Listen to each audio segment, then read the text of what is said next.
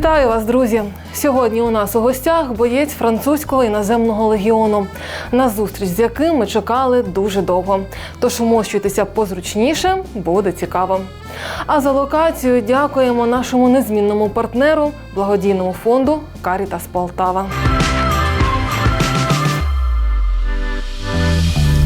Зараз ви боєць однієї із штурмових бригад Збройних сил України. Розкажіть, як ви до неї потрапили? Alors, je suis arrivé en début 2022 pour rejoindre justement la guerre qui se passe en Ukraine. Et je l'ai rejoint car il y a un ami qui m'avait demandé de me rejoindre en fin 2022.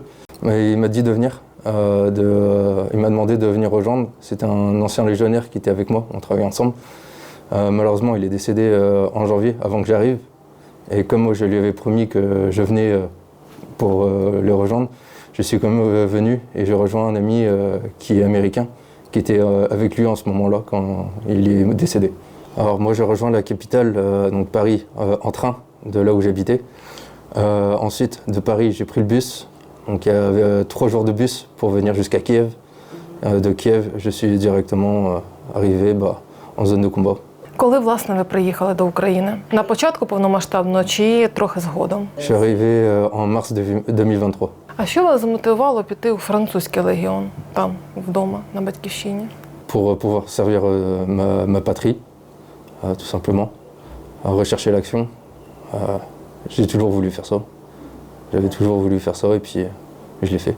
Власне, про життя вдома і до французького легіону. Чим ви займалися, де ви навчалися, яке у вас хобі? Alors, avant que je m'engage dans l'armée, j'ai fait un diplôme en mécanique automobile et je faisais beaucoup de sport. Яким? Rugby, boxe thaï et boxe anglaise. Et après, je suis parti dans l'armée. Et dans l'armée, il y avait beaucoup de types de sports aussi. А чого пішли в армію? Це у вас виховання таке? Ви самі себе якось внутрішньо відчули таку потребу в собі? Mon éducation qui a voulu que... mon grand-père a toujours voulu que quelqu'un de la famille soit dans l'armée. Et moi, j'ai toujours voulu faire l'armée. 6 років у французькому легіоні, служба там і тут. Чим вона відрізняється? І чи не жалкуєте, що приїхали? Non, pour moi, c'est une bonne chose d'être ici. Parce que l'Ukraine a quand même une belle culture. Les Russes attaquent un territoire. Et ça j'apprécie pas. Ils font beaucoup de morts. C'est du terrorisme pour moi. Pour moi, tous les volontaires, qu'ils soient dans n'importe quel pays, qui viennent en Ukraine pour pouvoir aider l'Ukraine correctement. Même si j'étais blessé près de Bakhmut, j'étais blessé. J'ai hâte de pouvoir retourner combattre.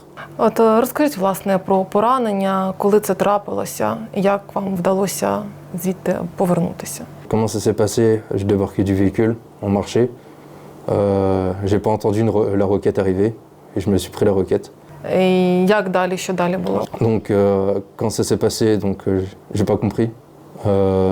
Je suis tombé directement, j'ai été propulsé. Яке тоді у вас було поранення? Donc j'ai eu blessure à la jambe, au ventre et au bras. Хто вам допомагав? Вас рятували нові побратими? Donc quand j'étais au combat, c'était mon groupe.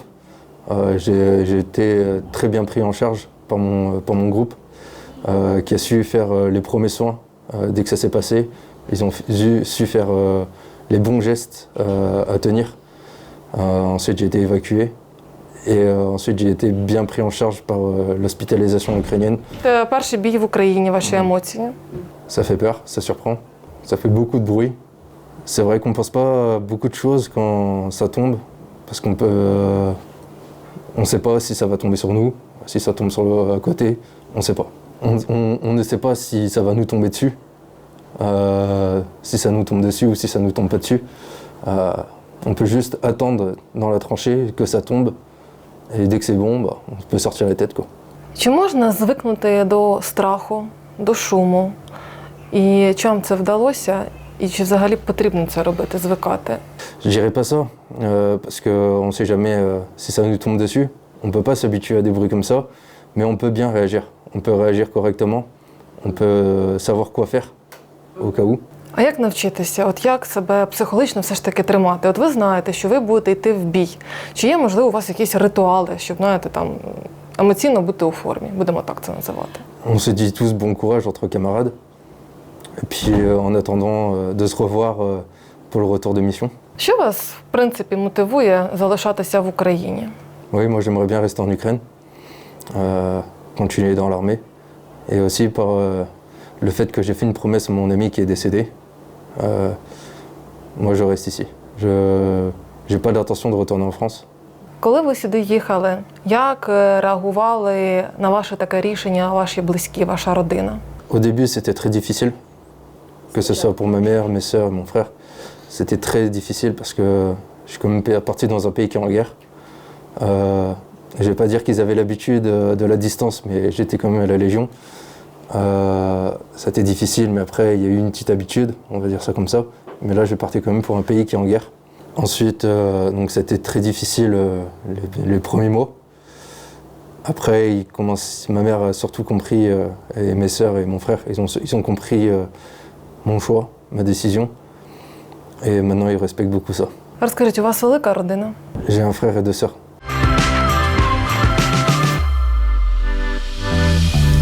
Ну от, власне, ваше перше враження, коли ви приїхали в Україну у березень 23-го року. Це був ваш загалом перший приїзд, чи ви раніше тут бували?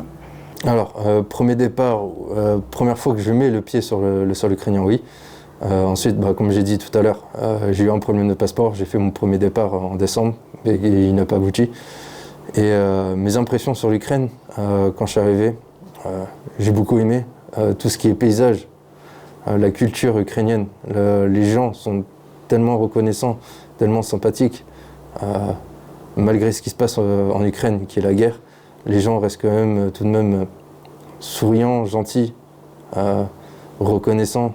Ну, ви вже практично там близько року, як в Україні.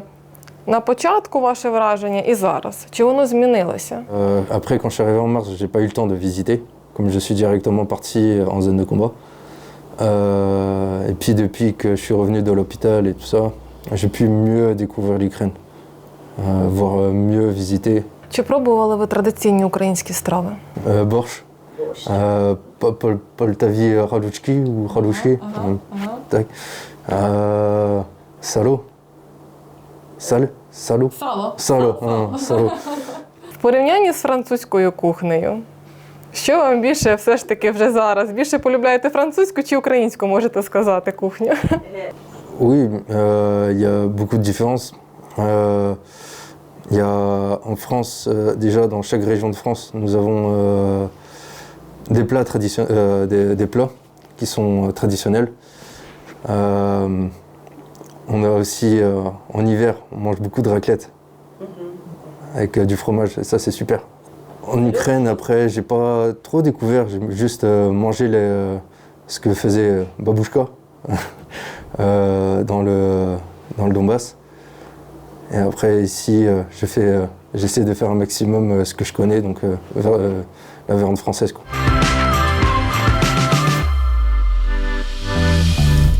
Які у вас плани після перемоги? Je reste ici. Чи плануєте тут одружитися? Pourquoi pas?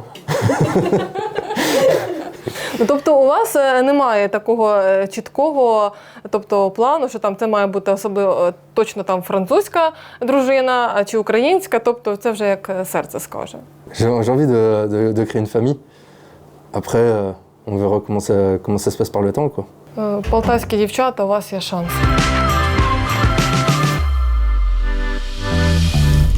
Мовний бар'єр. Чи є у вас тут у Полтаві зі звичайними полтавцями, так? І там у вашій групі, бригаді, як ви спілкуєтеся з хлопцями? J'arrive un peu à comprendre l'ukrainien. Mais pour moi, le parler, c'est difficile. Я трішки зрозумів українською мову. Для мене розмовляти це не добре. Хто вас навчив цих фраз? Moi, tout seul. А побратими вам допомагають, навчають якось, розказують? Oui, ils font un maximum. Après, maintenant, comme je suis ici, il y a une personne aussi qui est volontaire pour m'aider à m'apprendre l'ukrainien. Elle arrive très bien. C'est difficile, mais elle arrive très bien à le gérer. Тобто українська дається вам складно. Дуже важко. А що для вас найважчим є? La prononciation. La prononciation. Après, il y a aussi... j'arrive un peu à me débrouiller quand même quand je suis tout seul, mais les gens parlent vite et je comprends pas.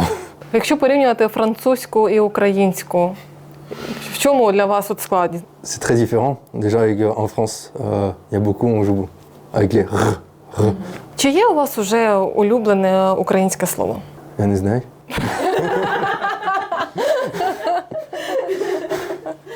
Так, я сподіваюся, що ми з вами вже за рік також запишемо інтерв'ю, вже після нашої великої перемоги, і там ви вже будете мені казати, що ви вже все знаєте, і гарною українською, чого я вам щиро бажаю.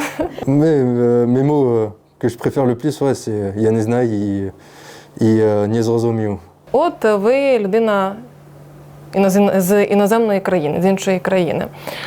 Вчите українську мову, і я впевнена, що зовсім скоро ви будете дуже гарно розмовляти. Як думаєте, чому деякі українці, які говорять російською, продовжують вперто нею говорити під час війни, не хочуть вчити української мови?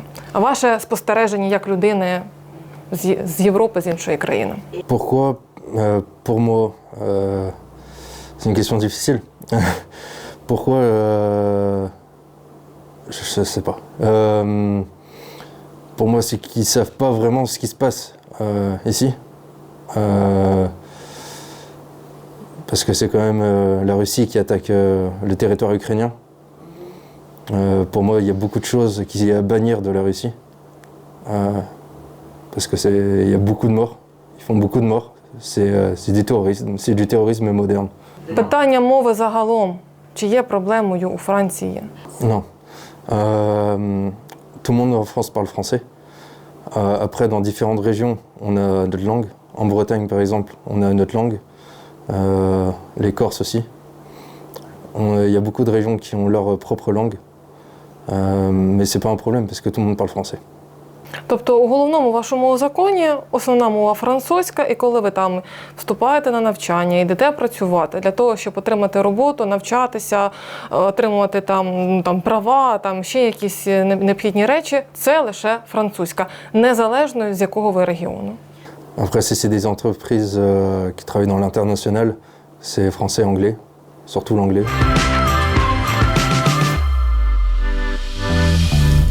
Море чи горе? La mer, Кава чи чай? cava, Кава. Борщ чи круасан? borsch, Спортивний костюм чи джинси? gin, Українки чи француженки? Ukraine. Ви чесно відповідали. Так. І наостанок, що б ви хотіли побажати Україні, українцям? І, можливо, якою ви бачите нашу країну там за 5 років? Comment je vois l'Ukraine dans quelques années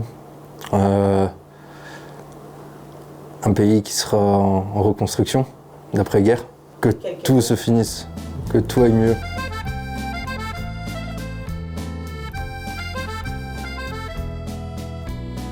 Slava Ukraine.